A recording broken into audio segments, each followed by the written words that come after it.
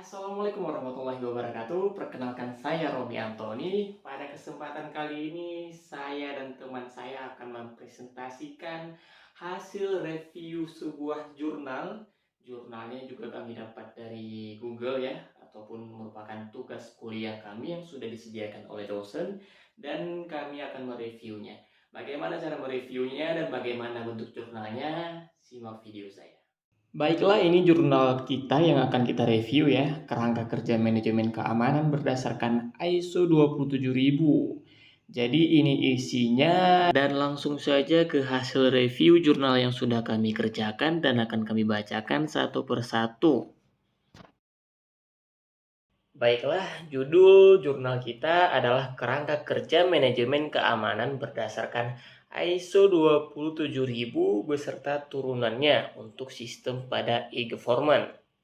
Untuk jurnalnya, jurnal Computex dan Bisnis. Untuk downloadnya ada pada link berikut ini. Dan volume dan halaman. Untuk vol 4 nomor 1 halaman 7 sampai 16 tahun 2010. Penulisnya di sini Rohmat Nur Ibrahim dan Hadi Koswara. Dan untuk reviewernya itu Romi Antoni dan Vicky Nurjana dengan name 1913000086 dan 1913000065. Tanggal 3 Desember 2021. Abstrak penelitian. Diperlukan standar dan manajemen yang memadai agar keamanan dapat dilakukan secara memadai pula. Standar kompetensi dapat dilakukan sesuai dengan TKTI jika menggunakan standar nasional. Standar kompetensi tidak berarti hanya kemampuan menyelesaikan suatu tugas, tetapi dilandasi pula bagaimana serta mengapa tugas itu dikerjakan. Selain itu, standar ISO yang merupakan standar internasional dapat diterapkan, yaitu ISO 27000 serta turunannya. Nah, tujuan pada penelitian ini adalah untuk menerapkan manajemen keamanan ISO, standar internasional ISO 27000 beserta turunannya. Dan subjek penelitian pada jurnal ini adalah keamanan, manajemen, standar ISO, serta kontrol. Pendahuluan. Salah satu kunci keberhasilan pengaman sistem informasi adalah adanya visi dan komitmen dari pimpinan top manajemen. Upaya atau inisiatif pengaman akan percuma tanpa hal ini. Dengan tidak adanya komitmen dari top manajemen, berdampak kepada investasi pengaman data. Pengaman data tidak dapat tumbuh demikian saja tanpa adanya usaha dan biaya. Latar belakang dan teori pada penelitian kali ini adalah untuk menjamin keamanan operasional, tidak hanya bicara teknologi pelindungnya, tetapi kebijakan yang jelas dalam melakukan keamanan operasional adalah sangat penting untuk dijalankan dengan baik karena ancaman yang paling tinggi pada prakteknya adalah dari sumber daya internal itu sendiri. Nah, hal ini adalah ancaman yang sebenarnya sangat mengancam dan sulit untuk diperkirakan karena internal sumber daya sudah ada di dalam sistem itu sendiri.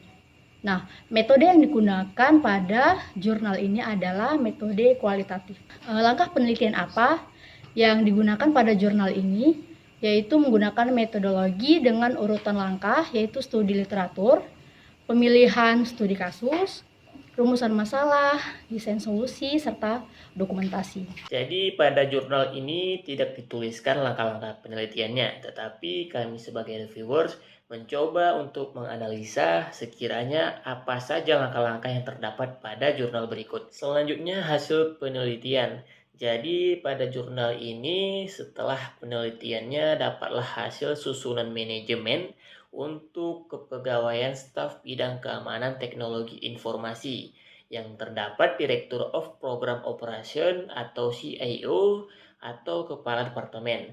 Dan yang kedua ada Spesialis Assistant to Director. Dan yang ketiga ada Supervisor dan ada User.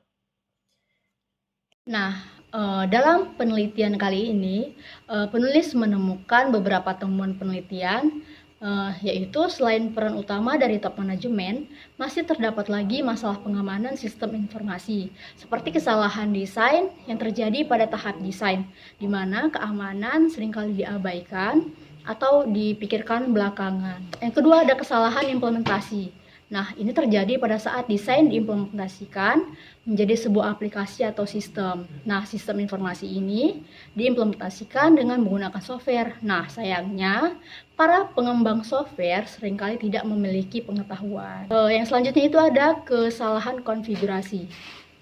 Nah, kesalahan konfigurasi ini terjadi pada tahap operasional dan sistem yang digunakan biasanya harus dikonfigurasi sesuai dengan kebijakan yang ada pada perusahaan itu sendiri. Nah, selain salah konfigurasi, ada juga permasalahan yang disebabkan karena tidak ada kebijakan prosedural dari pemilik sistem. Nah, sehingga menyulitkan bagi pengelola untuk melakukan pembatasan.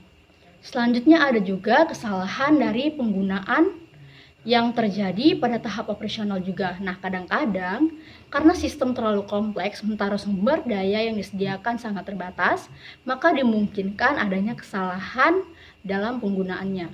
Nah, kesalahan yang seperti ini dapat menimbulkan celah lubang keamanan. Celah ini belum tentu menimbulkan masalah, sebab bisa saja memang celah akan ada, tetapi tidak ada terjadinya eksploitasi. Namun celah ini merupakan sebuah resiko yang nantinya harus dikendalikan dalam sebuah manajemen keamanan. Teori yang relevan. Keamanan informasi adalah aset untuk semua individu dan bisnis. Keamanan informasi mengacu pada perlindungan aset-aset ini dalam rangka mencapai 1. Rahasia, 2. Integriti, 3. Ketersediaan. ISO mengelompokkan semua standar keamanan informasi ke dalam satu struktur penomoran, yaitu pada serial ISO 27000. ISO 27000 berisi dokumen definisi-definisi keamanan informasi. Adapun beberapa standar di seri ISO ini adalah sebagai berikut.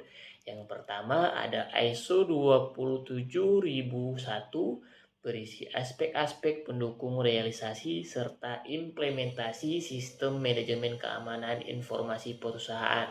Yang kedua, ISO 27002 terkait dengan dokumentasi ISO 27001. Dan kemudian ada ISO 27003, panduan implementasi sistem manajemen keamanan informasi perusahaan.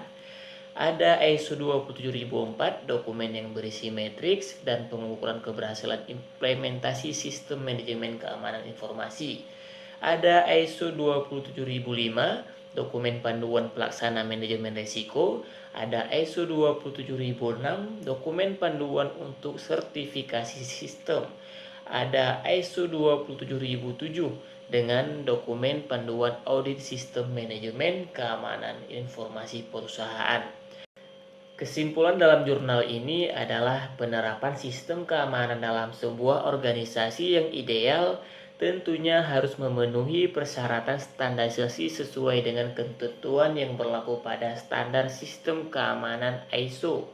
Namun begitu prinsip keamanan harus tetap memenuhi aspek-aspek yang menjadi persyaratan keamanan, yaitu confidentiality, integrity, dan availability. Untuk mencapai aspek tersebut maka perlu diperhatikan beberapa hal yang penting, yaitu adanya kontrol dan proteksi, monitoring, auditing, serta pemahaman tentang threat dan vulnerabilitas. Sekianlah review jurnal kami, lebih dan kurang kami mohon maaf karena masih belajar. Kami akhiri, Assalamualaikum warahmatullahi wabarakatuh.